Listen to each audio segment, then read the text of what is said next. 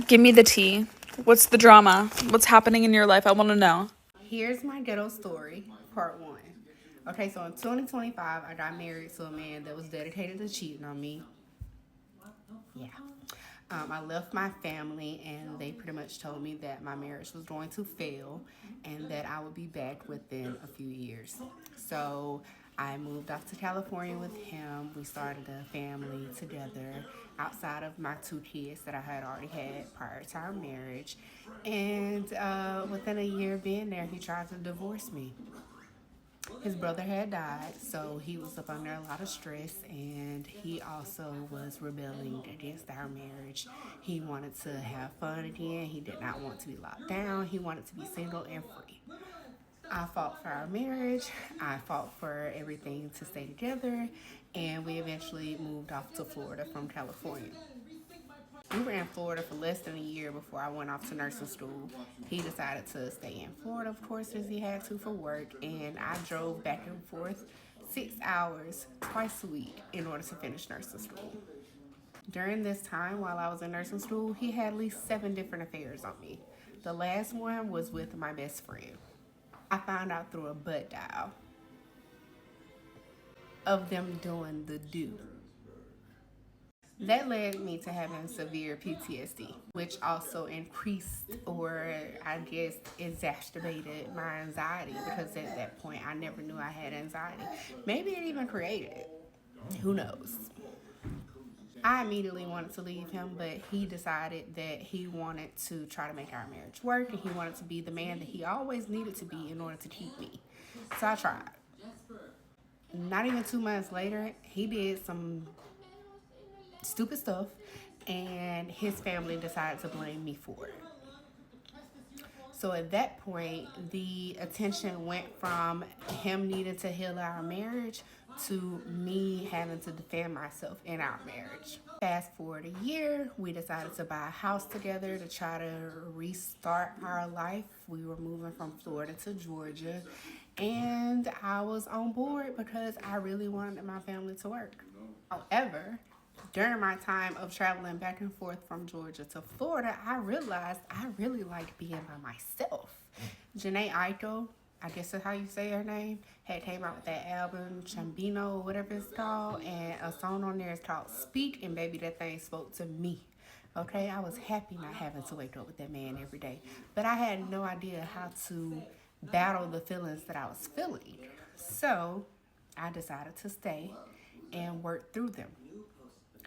It didn't really work. He decided to try to force me into counseling, probably like 6 months into moving into our new home. And during that time frame, I told the counselor about everything that had happened, and she pretty much asked me why I never left him. So it was at that moment that I decided, okay, we need to separate. I need to live separately than you. You need to live separately than me. We need to try to rebuild this. So he decided to move out. That didn't work though. So many things transpired during that time frame that just let me know, like, yeah, this is not where I need to be. I felt like I was forcing myself to love somebody that I no longer loved. He was trying so hard to be everything that I needed him to be, but it was too late.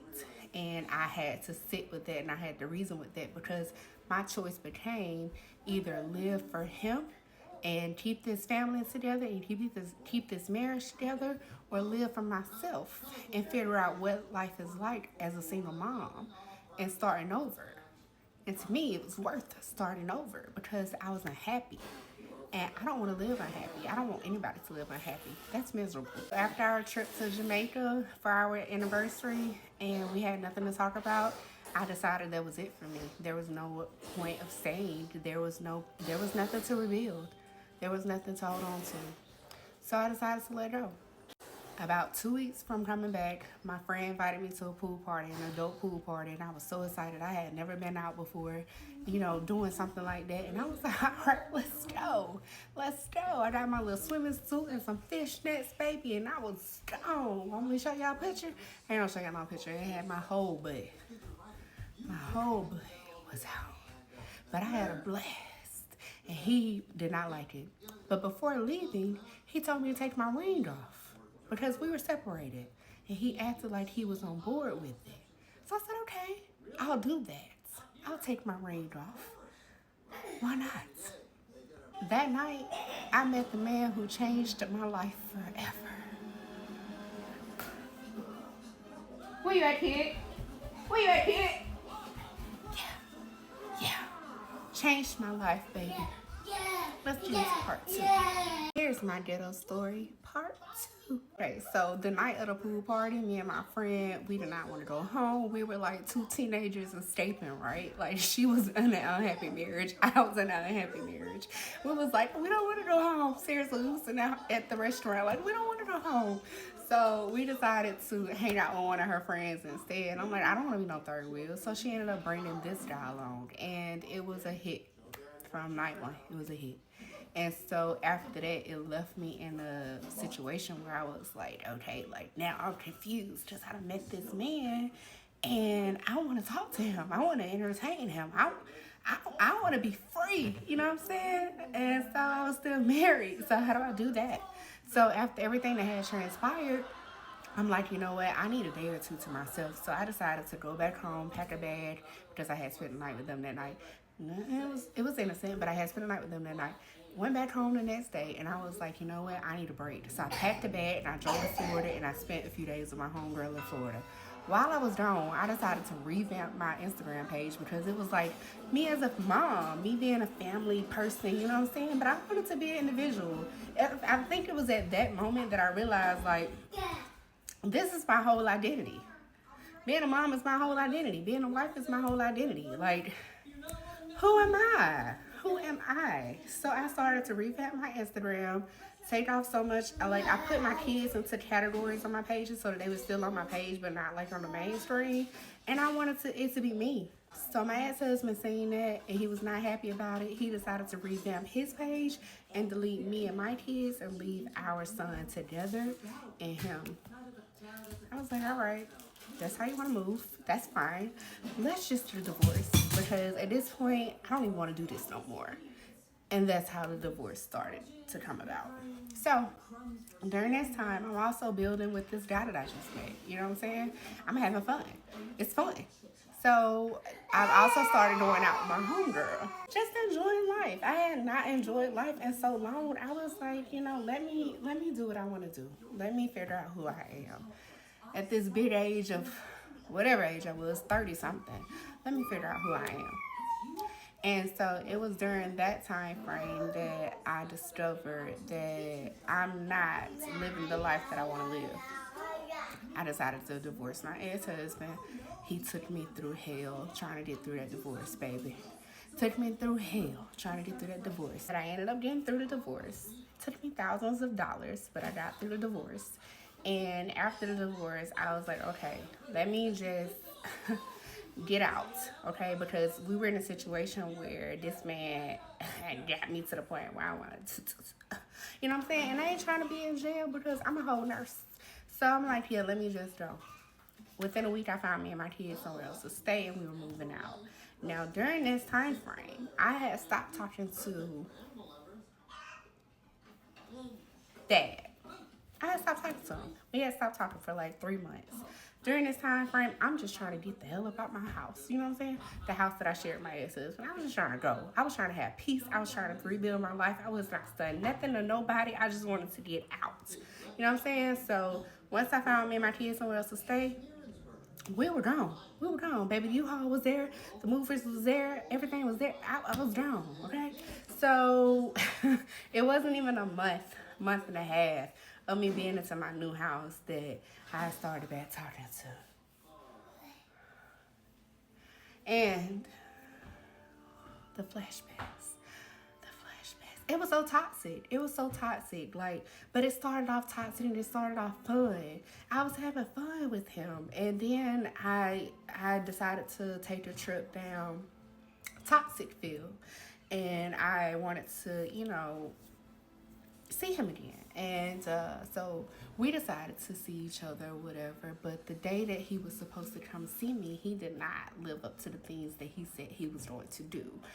So that nighttime came, and I was sitting there talking to God, like, all right, God, this where we at.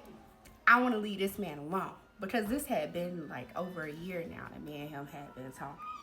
And it had went from great to not so great to full-blown toxic. And I was like, yeah, this is not where I want my life to be. So I'm sitting there talking to God that night, like, God, just let this man get out my energy. I want him out my life. I don't want to have to talk to him no more. I don't want to have to think about him no more. I don't want nothing. I don't want nothing to do with this man. Like, I don't want nothing to do with him. So I'm sitting here talking to God, like, I don't want nothing to do with this man.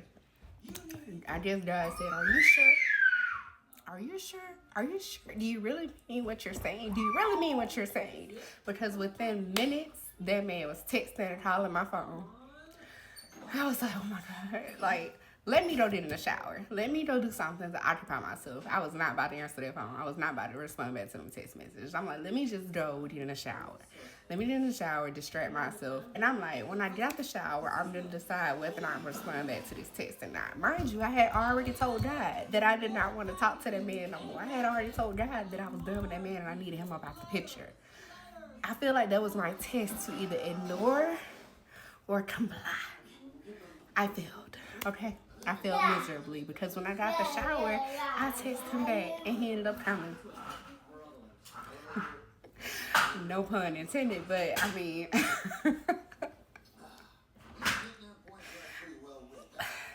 y'all, let's just say the night ended and the next day started and he showed his true colors to me. And immediately I felt like, okay, this is fine. I'm okay with it. Like, I feel like he only wanted to be with me in that moment to prove something to himself or whatever of the sort. And I feel like I had failed the test between me and God. But I was like, you know what? Whatever it is, what it is. I'll just never talk to him again. It's true. Who cares? You know what I'm saying? Whatever. I just got through this whole ass divorce. I ain't stunned this nigga. So I went off to Punta Cana. I decided to take my first international trip. Went off to Punta Cana. Had the time of my life, baby. Solo traveling is for me. I definitely urge anybody who is contemplating solo traveling to do it. Don't be scared. What is fear? What is fear? Don't be scared to do it. That was the best trip I've ever had in my life. So I went there, came back, and I don't know what happened. Okay, I don't know what happened. All I know is about 3 weeks went by and chicken just did not taste like chicken. Okay, I could not eat my Chick-fil-A biscuit one morning and I was like, what the hell is wrong with me? I wanted to go to a Halloween party that next night or whatever. So I was like, maybe I should take a test because I wasn't even keeping up with my cycles because I have PCOS. But I was like, maybe I should take a test because my boobs hurt when I'm walking down the steps, my food not tasting right. Let me just get it out the picture so that I don't feel bad going out and drinking tomorrow. Baby, I took that test. That's how I felt. You .com right. That's how I felt. Yep. Sure is. That thing said pregnant. And I said, who? Mind you, the doctors had told me I was never going to be able to get pregnant by myself. I had to go through fertility treatments to get pregnant with my previous son. So what?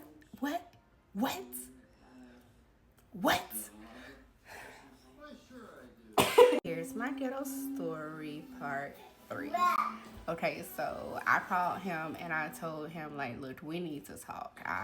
We need to talk face to face. I don't want to talk about anything on the phone. We need to talk. And it didn't take him long before he was like, you're pregnant. And of course I had to go on and tell him, like, yeah. And it became an absolute shit show because for some reason he thought that I tried to do it on purpose. I tried to do it on purpose. What? Who are you for me to want to do this on purpose? I had just gotten divorced. I'm a single mom of 3. I felt comfortable being a single mom of 3. I know how to manage these. I know what to do with them. I was not prepared for another one. But I felt like God put me in a predicament of saying, you know what? You made this decision and now you gotta live with it because I had asked God to remove that man. I had told God I was done with that man. He tested me not even 5 minutes later. And I failed. I feel. So I had to live with my life choices, and I was gonna live with them. So I told him, regardless if you're in the picture or not, I have to do what I have to do with me and my son, and I was ready for that. He eventually came along and decided that he wanted to be a part of the picture, whatever of the sort. Didn't take long for him to decide that. And we started trying to make it work. But I had to go from a point of hating him to trying to learn how to get along with him, and then to setting up boundaries with him because I had never had them before. I didn't even know what a boundary was, baby. I thought it was like them things that you put in the road. So I was just like, yeah, what is this? But throughout the process, he kept hurting me so much. It got to a point where it was like, you know what? I have to focus on me and my baby. I have to focus on what's really important. And what's really important is my health, my son's health, and my kids. Because they were also being affected by everything that I was going through. Granted, I do well holding it down by myself. I do really well, which is why I don't mind. Because I got God by my side. So he never lets me fail. He'll test me, and if I fail the test, he'll show me that I failed that test, but he still carries me along the way. So during my process of being pregnant, my pregnancy was very healthy, even though, you know, the doctors had told me that I wasn't going to be able to go through pregnancy and stuff like this again. My pregnancy was very healthy. Those last few weeks, I ended up with high blood pressure, and I had to have a C-section. After my son was born, me and him decided we're not going to deal with each other no more. We just going to, you know, do what we need to do for our son, and that's it, because we knew we weren't going to be together. However, that's not how things played out. That's not at all. You know what I'm saying? It ended up being like a family unit. So we were getting along so great as a family unit that I wonder, why aren't we together? Why don't we have a real relationship? There was no reason for us to not have one. We got along so great, everything else was story, and for whatever reason, this man just did not want to give me a title.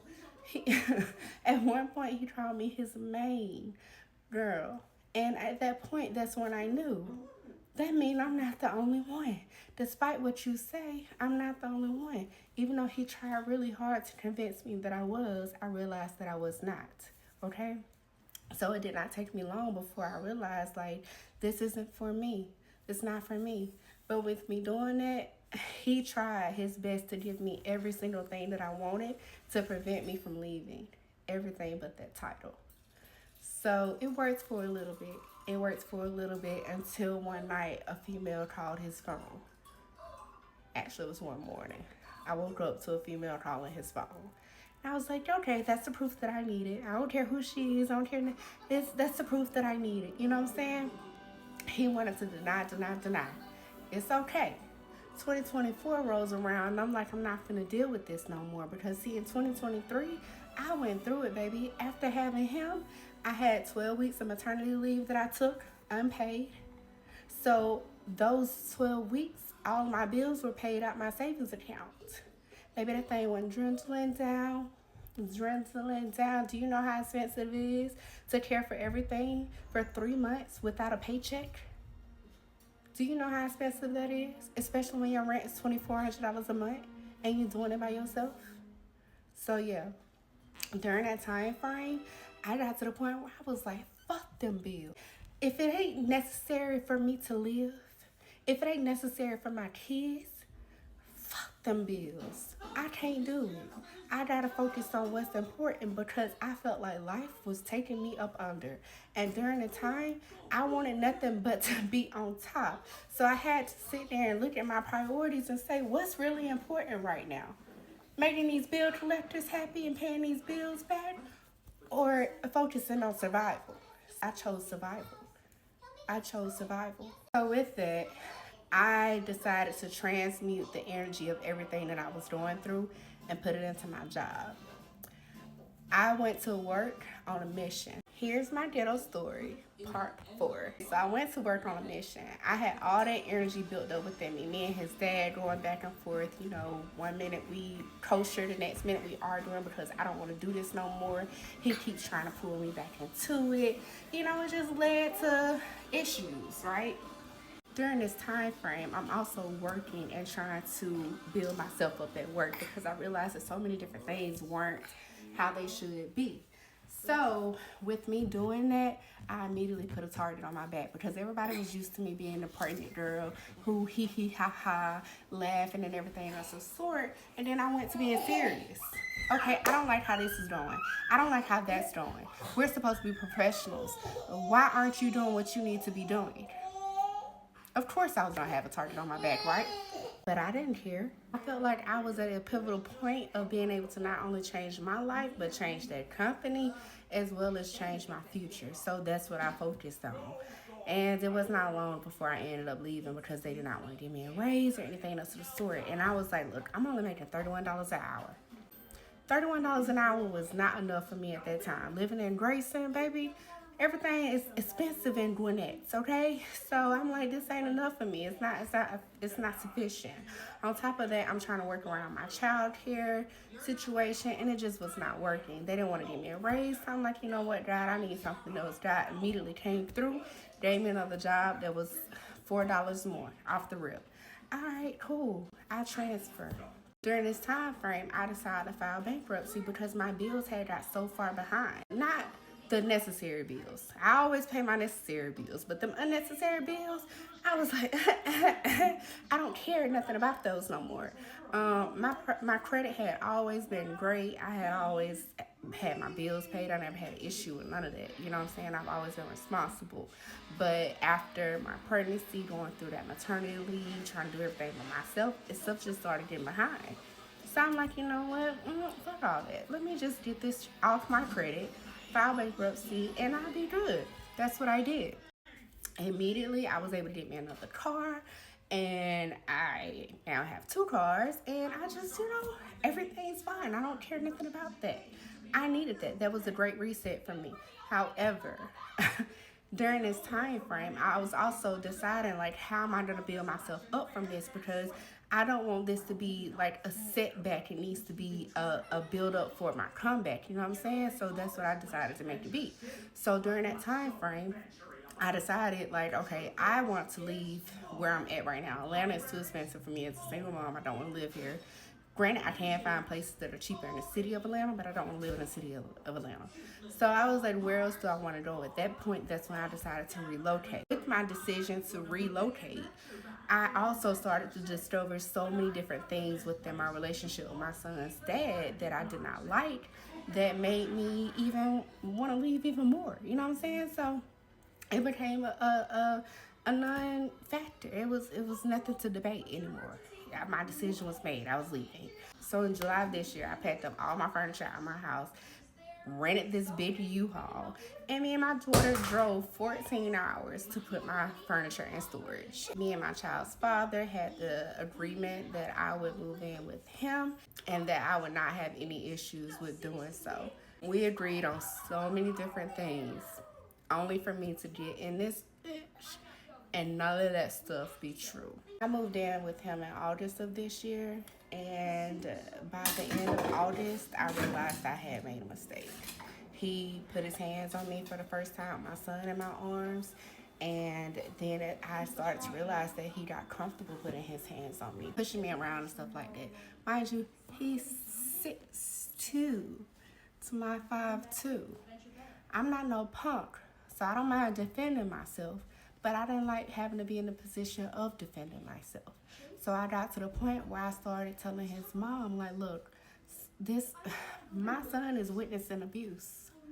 And at that point, that's when everything changed for the worst. Within 2 days, this man filed a custody case on me, but left off child support purposely. And then he also packed a bag, moved out, and left me and my son to be here by ourselves. So I'm currently in his house. He's not here, but he comes whenever he wants to. He had 2 cameras that he tried to put up to watch me while he was not here, and I removed both of them. But I still believe that he has something else watching me because he doesn't bother me. And anytime he doesn't bother me, it's because he's able to watch me somehow. So there's something hidden in this place, that allows him to watch me, that I feel anyways. Or hear me or anything. I don't know, child, that man crazy. But either way, we're currently going through this court situation. My plans to relocate were completely stopped because of the things that he did, which he did purposely. I realized that I was sleeping with an enemy for at least the last few months, and I have no idea at what point he turned into my enemy.